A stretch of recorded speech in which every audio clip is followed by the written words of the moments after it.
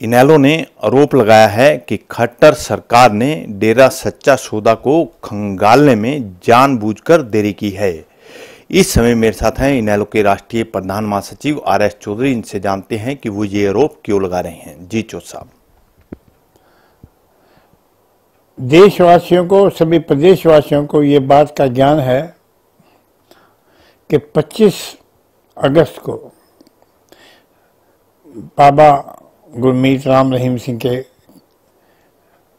बलात्कार मामले में निर्णय आया था और कोर्ट ने इनको दोषी ठहराया था और उसके परिणाम स्वरूप गाड़ियां जलाने की, मकान जलाने की, प्रॉपर्टी जलाने की, 30-32 आदमियों के मरने की, ये सभी घटनाएं सब जनता के सामने है। उस समय प्रदेश की जनता और खासकर सरसा की जनता ये सरकार से अपेक्षा कर रही थी कि बाबे के डेरे को सील करके सारे डेरे की इंस्पेक्शन या उसकी जांच पड़ताल कराई जाएगी। आज 25 तारीख से आज 7 तारीख होने चली है, लगभग 12-13 दिन निकल चुके हैं। लोगों की ये आम धारणा है और ये कि सरकार ने जो किया है ये जानबूझ करके देरी की है, मिली भगत से देरी की है, उनको ये बता करके कि भाई हम इंस्पेक्शन करने जा रहे हैं, वरना सरकार की अपनी क्षमता थी, अपनी शक्तियां थी कि वो डेरे की इंस्पेक्शन करा सकती थी।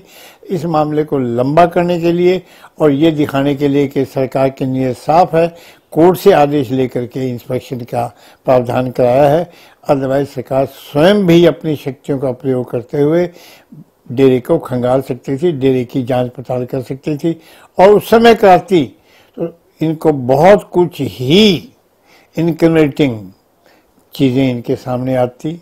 लेकिन अब जब के बाद इनके बाद है, अब हो सकता है कि एक और आरोप यह है कि कई आदमियों को मारा गया, वहीं पर उनको दफना दिया गया। हो सकता है उनके खुदाई कराई जाए तो वो मिल जाएंगे, हो सकता है स्केलेटन मिल जाए, अदरवाइज और कोई इनक्रिमिनेटिंग मटेरियल मिलेगा इसकी कोई संभावना नहीं है। ये तो जानबूझ करके सरकार ने देरी की है। सरकार बाबे की मदद करना चाहती है, उसके एहसान का बदला चुकाना चाहती थी।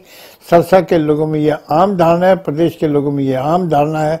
सरकार कितना भी इनकार करने का प्रयास करे, इसको छुपाने का प्रयास करे, हकीकत यही है।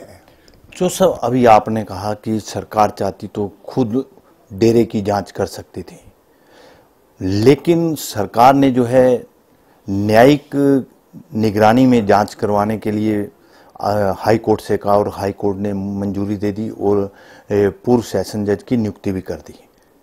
तो अब आपको लगता नहीं कि पूरी निष्पक्ष तौर पे जांच होगी?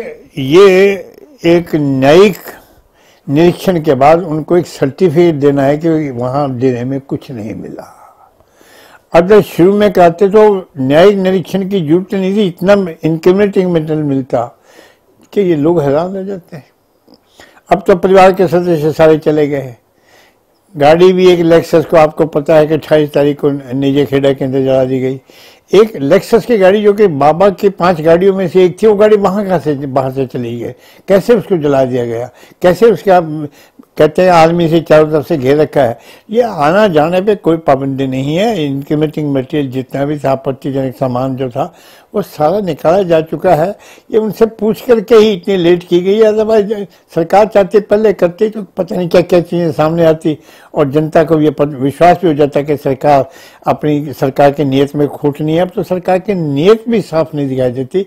लोग सरकार की नीयत पे और निर्णय पे दोनों पे ही शक की आशंका जाहिर करने लगे।